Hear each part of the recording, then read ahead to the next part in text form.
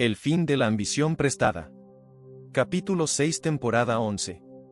Hay personas que pasan años persiguiendo metas financieras con disciplina, sacrificio y obsesión, sin darse cuenta de que ese sueño nunca fue realmente suyo.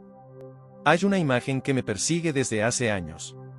Un hombre de 1,50, bien vestido, oficina en piso alto, carro nuevo en el parqueadero. Todo lo que se supone que debería verse como llegada.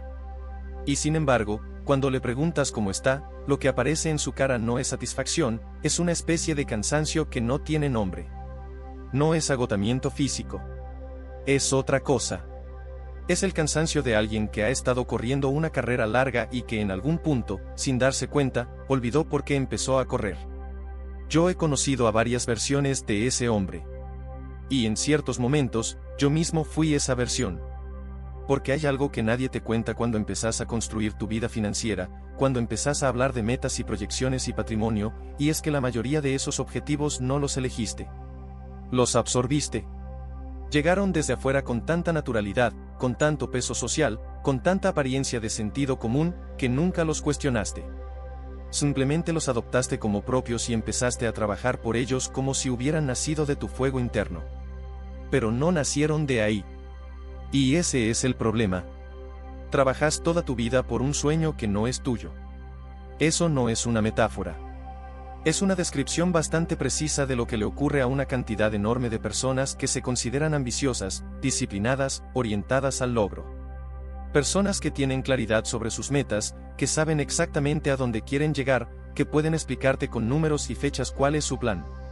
Y sin embargo, cuando empezás a explorar de dónde viene esa claridad, cuando empezás a escarbar un poco más abajo de la superficie, encontrás algo incómodo, encontrás que esa claridad no es propia.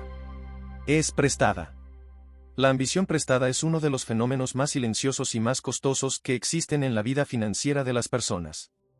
No aparece en ningún libro de finanzas personales. No tiene un capítulo dedicado en los cursos de educación financiera. Nadie te enseña a detectarla porque el sistema entero, el educativo, el cultural, el publicitario, tiene un interés enorme en que vos nunca te hagas esa pregunta. Porque si te la haces en serio, la respuesta puede cambiar todo. ¿De dónde vienen realmente tus metas económicas? No las que decís en voz alta porque suenan bien. Las que realmente perseguís con tu tiempo, con tu energía, con las decisiones que tomás cada semana. ¿De dónde vienen? La mayoría de las personas, si son honestas, no saben responder esa pregunta. Y eso ya es una señal importante. Vivimos en un entorno que produce ambición de manera industrial. Las redes sociales operan como una fábrica continua de deseos comparativos. Ves a alguien con una casa, querés esa casa. Ves a alguien con un negocio de cierta escala, sentís que el tuyo debería tener esa escala. Ves a alguien con un estilo de vida que se comunica como éxito, y algo en vos, algo profundamente humano y completamente irracional, empieza a calibrar tu propio valor en función de esa imagen. No es debilidad. Es biología. El cerebro humano está diseñado para compararse, para ubicarse en la jerarquía social, para ajustar sus comportamientos en función de lo que el entorno define como deseable. Durante miles de años esa función fue adaptativa. Hoy, en la era de los feeds infinitos y los highlights cuidadosamente curados, esa misma función nos juega en contra de manera sistemática. Porque lo que el entorno define como deseable cambia constantemente, y si tu brújula interna está calibrada por esa definición externa, vas a estar corriendo detrás de algo que se mueve solo. Cada vez que llegas, el horizonte ya se desplazó. No es casualidad que los estudios sobre satisfacción económica muestren de manera consistente que el aumento de ingresos produce mejoras en el bienestar subjetivo hasta cierto punto, y que más allá de ese punto, la relación se rompe casi por completo. El famoso estudio de Kahneman y de Atton de 2010 estableció ese umbral. Investigaciones más recientes, como las de Matthew Killingsworth publicadas en Psychological Science, han matizado ese número, pero el patrón de fondo sigue siendo el mismo: más dinero por encima de cierto nivel no compra más felicidad, compra más opciones, más estatus, más señal social, pero no más bienestar real. ¿Por qué? Porque más allá de ese umbral, lo que estás comprando ya no es vida. Estás comprando aprobación. Estás pagando para sostener una imagen que el entorno espera de vos. Y eso no tiene piso. Nunca hay suficiente. La ambición prestada no viene solo de las redes sociales. Eso sería demasiado fácil de identificar y demasiado fácil de corregir. Las fuentes son más profundas y más antiguas que eso. La primera y más poderosa fuente es la familia. No estoy hablando de la familia como villano de la historia. Estoy hablando de algo mucho más neutral y mucho más complicado. Estoy hablando de la transmisión inconsciente de valores sobre el dinero, el éxito y el estatus que ocurre en todos los hogares, constantemente, sin que nadie lo planee ni lo declare. En algunas familias, la meta implícita es la estabilidad. El trabajo fijo, la pensión garantizada, la propiedad pagada. No importa si eso te apasiona o no. Lo que importa es que, estás bien parado. En otras familias, la meta implícita es el ascenso social visible.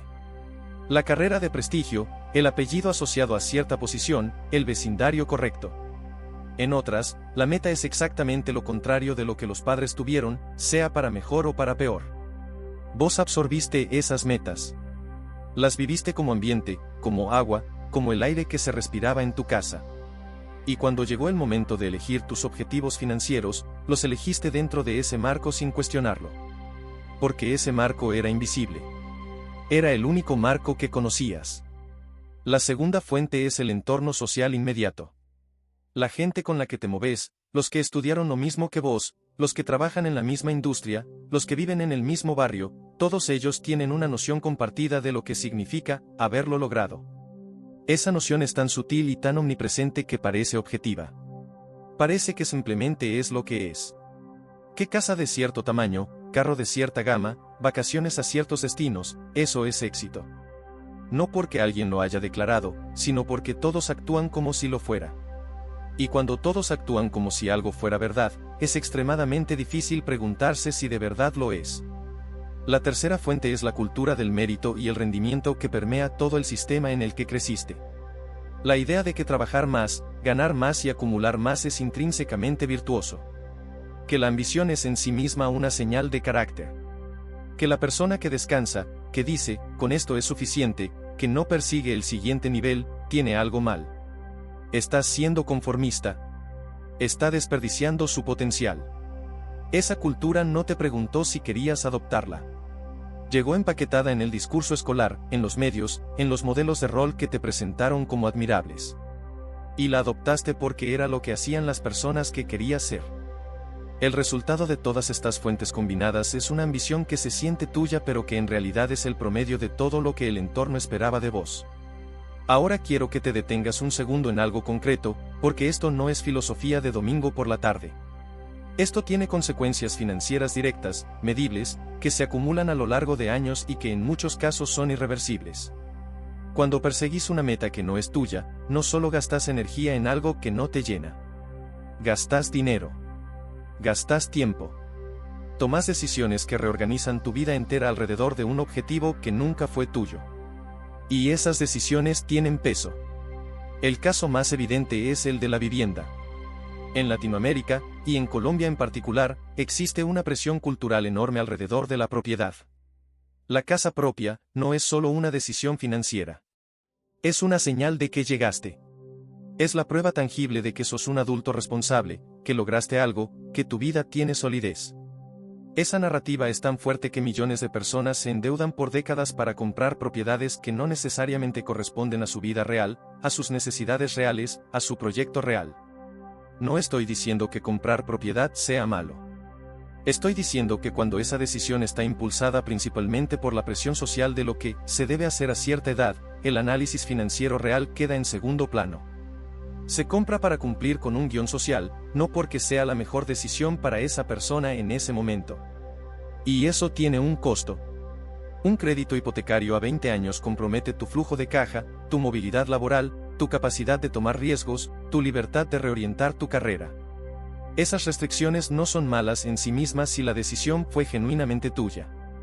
Pero si la tomaste porque el entorno esperaba que la tomaras, si la tomaste para no sentirte atrás o para cumplir con la imagen que tenías de lo que tu vida debía ser a cierta edad, entonces estás pagando un costo muy real para sostener una ambición que no nació en vos.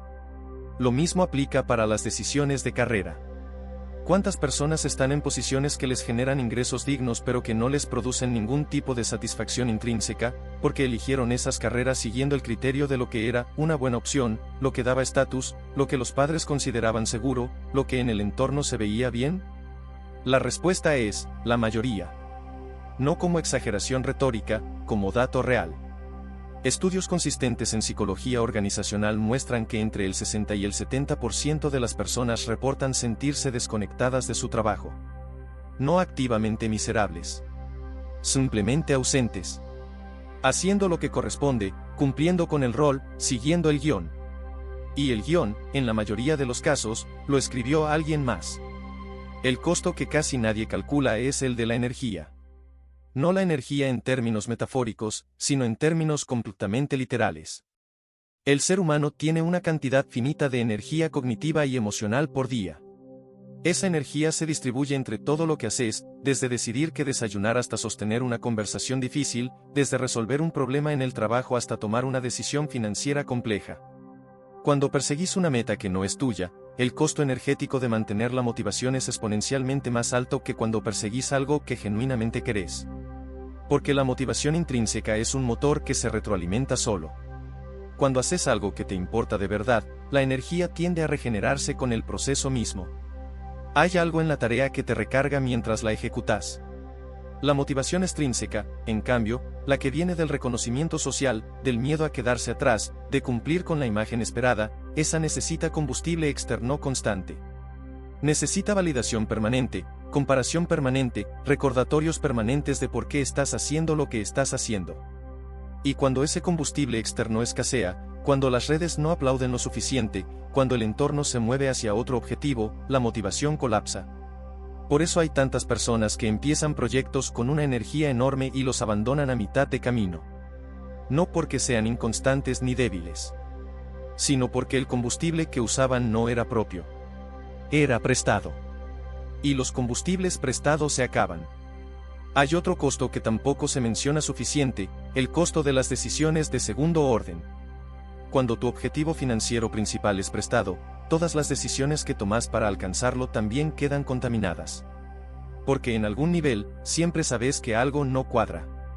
Que estás trabajando por algo que no te genera lo que debería generarte. Y ese conocimiento, aunque no lo articules de manera consciente, influye en tu capacidad de comprometerte completamente con lo que haces. Es la diferencia entre alguien que construye algo porque genuinamente lo quiere construir y alguien que construye algo para demostrar que puede. El resultado exterior puede verse igual durante un tiempo. Pero la calidad de las decisiones que se toman en el proceso, la profundidad del análisis, la disposición a ajustar el rumbo cuando es necesario, la tolerancia al riesgo bien calibrado, todo eso es diferente. Y en el largo plazo, esa diferencia se hace enorme. Existe también una dimensión de este problema que tiene que ver específicamente con la relación entre identidad y dinero. El dinero, más allá de su función utilitaria como medio de intercambio, opera en la psicología humana como un marcador de identidad. No solo compras cosas con dinero. Con las cosas que compras, con lo que acumulas, con lo que construís, también estás comunicando quién sos. O más precisamente, quién querés que los demás crean que sos. Cuando la ambición que perseguís es prestada, hay una brecha entre la identidad que estás construyendo con tu dinero y la identidad que realmente querés tener. Esa brecha se manifiesta de maneras muy concretas. Se manifiesta en el consumo de estatus, en la compra de cosas que no necesitas pero que señalan que estás donde se supone que deberías estar.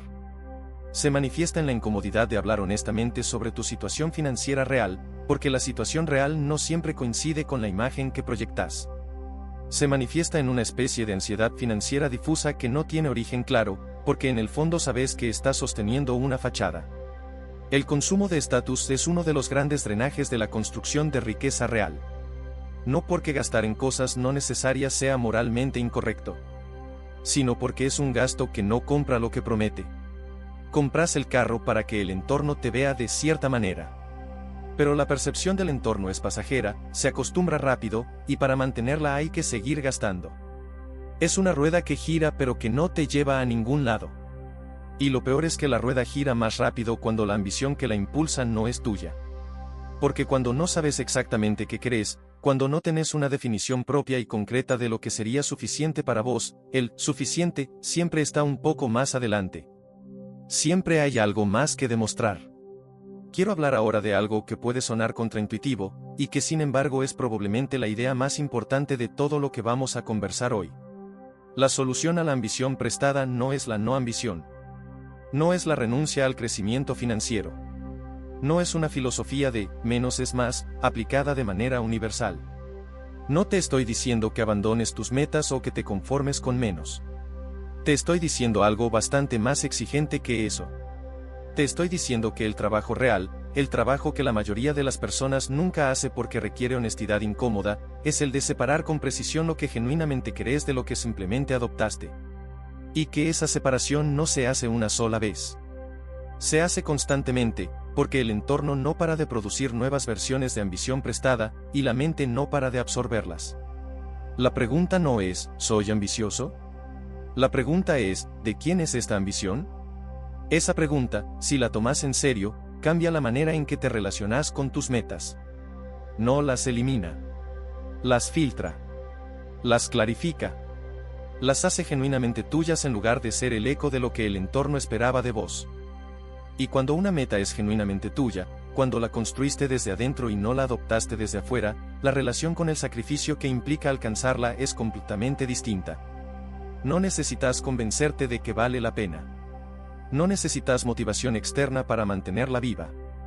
No necesitas compararte con nadie para justificar por qué la perseguís. Simplemente querés lo que querés. Y eso es suficiente.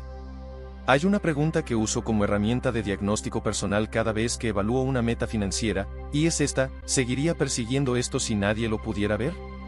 No es una pregunta retórica. Es una prueba real. Porque la ambición genuina sobrevive a la invisibilidad. Si mañana desaparecieran las redes sociales, si tu entorno dejara de tener acceso a las señales de tu progreso, si nadie más pudiera saber cuánto ganás, qué tenés, a dónde viajás, si el objetivo que perseguís sobrevive a esa condición, si seguirías queriéndolo igual aunque fuera completamente invisible para todos los demás, entonces hay algo real ahí. Entonces esa ambición probablemente tiene raíces genuinas. Si la respuesta es que sin visibilidad la motivación se desploma, eso te dice algo importante sobre de dónde viene esa motivación. No como juicio moral. Como información. La visibilidad no es mala en sí misma. Compartir logros, construir una narrativa pública de crecimiento, usar el reconocimiento como combustible complementario, todo eso puede ser parte de un proyecto financiero sano. El problema no es la visibilidad. El problema es cuando la visibilidad se convierte en el objetivo central, cuando lo que querés no es el resultado sino la percepción del resultado. Porque la percepción del resultado es siempre un objetivo hueco. Siempre estás en manos de lo que otros decidan ver, de cómo lo interpreten, de si les importa lo suficiente. Tu bienestar financiero real no puede depender de una variable que no controlas. Quiero hablar ahora de una distinción que me parece fundamental y que pocas veces se hace con precisión. La distinción entre metas de resultado y metas de proceso. Las metas de resultado son las que el entorno produce de manera natural, porque los resultados son visibles y comparables. Cierta cifra en la cuenta, cierto nivel de ingresos anuales, cierta propiedad, cierto negocio. Esas metas son fáciles de adoptar de manera prestada porque son fáciles de enunciar, fáciles de comunicar, fáciles de usar como marcador social. Las metas de proceso son mucho más difíciles de prestar porque son internas. Son el tipo de trabajo que querés hacer, el tipo de impacto que querés generar, el tipo de vida diaria que querés construir con lo que ganás. Esas metas no se pueden comunicar con una foto ni con un número. Solo las sentís vos desde adentro. El problema de construir tu vida financiera exclusivamente alrededor de metas de resultado es que los resultados nunca llegan solos. Llegan acompañados de un proceso. Y si el proceso no tiene ningún valor intrínseco para vos, si es simplemente el precio que pagás para llegar a un resultado que adoptaste de manera prestada, entonces vas a pasar años, décadas en algunos casos, en un proceso que no querés, persiguiendo un resultado que cuando llegue no va a darte lo que creías que te iba a dar. Porque los resultados externos no cambian como te sentís por dentro. Esa es una de las verdades más documentadas y más ignoradas de la psicología del bienestar. El ser humano sobreestima sistemáticamente el impacto emocional de los logros futuros. Pensamos que cuando lleguemos a cierta cifra, cierta posición, cierta adquisición, nos vamos a sentir de una manera determinada. Y cuando llegamos, el impacto es mucho menor y mucho más breve de lo que esperábamos. Los psicólogos llaman a esto adaptación hedónica. El nivel de referencia se ajusta. Lo que antes era el horizonte se convierte en el piso. Y el horizonte se desplaza automáticamente hacia el siguiente nivel. Eso no tiene solución dentro de las metas de resultado. La solución está en construir metas que tengan valor mientras las perseguís, no solo cuando las alcanzás. En construir un proyecto financiero que tenga sentido en el proceso y no solo en la llegada. Pero voy a ser completamente honesto sobre algo, porque sería deshonesto no decirlo. Desmontar la ambición prestada no es un proceso cómodo. No es algo que se hace en un fin de semana de reflexión y listo. Es un proceso que toca cosas profundas, que genera resistencia real, que en algunos momentos puede sentirse más como pérdida que como ganancia. Porque parte de lo que sostenés con esa ambición prestada no es solo una meta financiera. Es una identidad. Es la imagen que tenés de vos mismo como alguien que va a llegar a cierto lugar, que va a demostrar cierta cosa, que va a ser reconocido de cierta manera. Y cuando empezás a cuestionar si realmente querés llegar a ese lugar, si realmente necesitas demostrar esa cosa, si el reconocimiento de ese entorno específico realmente te importa tanto como creías, hay un momento de vértigo. Un momento en que el suelo se mueve. Ese vértigo es señal de que estás haciendo algo real. No de que algo está mal. La identidad financiera que construiste en torno a metas prestadas tiene un peso real. Ha guiado decisiones reales. Ha generado relaciones y compromisos y estructuras de vida reales. Cuestionarla no es un ejercicio intelectual. Es una revisión profunda de cómo has estado viviendo y hacia dónde querés seguir. Y eso toma tiempo. Toma honestidad. Toma disposición a sentarse con preguntas incómodas sin apresurarse a responderlas con la respuesta más socialmente aceptable. Hay algo que he observado de manera consistente en personas que han hecho este trabajo, el de separar su ambición genuina de la adoptada, y es que casi invariablemente sus metas financieras no desaparecen. Se simplifican. Se vuelven más concretas. Se vuelven más personales y menos comparativas.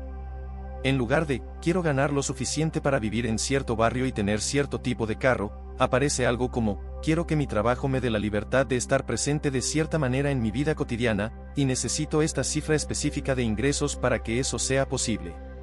En lugar de, quiero construir un negocio de ese tamaño porque es lo que se admira en mi entorno, aparece, quiero resolver este problema específico, y si lo resuelvo bien, el negocio va a crecer de manera natural. Las metas genuinas tienden a ser más específicas y menos glamorosas que las prestadas. No se ven tan bien en redes. No generan la misma cantidad de validación social. Pero tienen algo que las prestadas no tienen, tienen una dirección clara que no depende de que el entorno siga moviéndose en la misma dirección. Y eso, en términos financieros reales, es un activo enorme. Porque el que sabe exactamente qué quiere y por qué lo quiere toma mejores decisiones, tarda menos en decidir, desestima con más facilidad las opciones que no encajan aunque parezcan atractivas, y sostiene el esfuerzo en el tiempo con mucho menos fricción interna. La claridad sobre lo que querés de verdad no es un lujo filosófico. Es una ventaja competitiva real.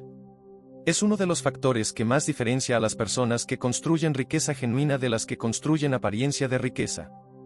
Para cerrar, quiero dejarte un resumen breve de lo que recorrimos hoy y 5 movimientos concretos que podés ejecutar esta semana. Lo que exploramos en este episodio fue el mecanismo por el cual la mayoría de las personas construye su vida financiera alrededor de metas que no eligieron de manera consciente, metas absorbidas del entorno familiar, social y cultural, y los costos reales, en energía, en dinero, en tiempo y en identidad, que eso genera a lo largo del tiempo. También hablamos de cómo se ve ese trabajo de recuperar una ambición genuina, no para abandonar el crecimiento, sino para construirlo sobre fundamentos que realmente sean tuyos. Paso 1. Haz la auditoría del origen. Toma tus 3 principales metas financieras y responde honestamente de dónde viene cada una. Si las seguirías persiguiendo aunque nadie pudiera verlo. Paso 2. Revisa el proceso. Para cada meta, pregúntate si el camino hacia ella tiene valor intrínseco para vos o si todo el valor está solo en la llegada. Si todo está en la llegada, profundiza en el origen de esa meta antes de seguir. Paso 3. Definí tu suficiente propio. Escribí concretamente qué nivel de vida, qué ingresos, ¿Qué patrimonio te darían la sensación de haber construido lo que realmente querías construir, sin compararte con nadie? Paso 4. Identifica tus fuentes de calibración externa. Durante esta semana reconoce conscientemente qué plataformas, personas o entornos producen en vos deseo comparativo, y trátalas como información, no como dirección. Paso 5. Articulalo en voz alta. Habla con alguien de confianza sobre de dónde vienen tus metas principales. El solo hecho de decirlo en voz alta revela cosas que la reflexión silenciosa no siempre muestra. Si algo de lo que hablamos hoy le pone nombre a algo que ya sentías pero que nunca habías podido formular con claridad, hay alguien en tu vida que también lo está sintiendo sin poder nombrarlo. No como consejo que darle. Como compañía en el camino. Pásale este episodio. A veces la conversación más importante que podés tener con alguien empieza con un audio que los dos escucharon. Y si querés seguir construyendo esa claridad, seguir haciendo ese trabajo de entender cómo funciona realmente la relación entre la mente y el dinero, ya sabes dónde estamos. Dale like al video, compartilo, y seguí el canal. Nos vemos en el próximo episodio.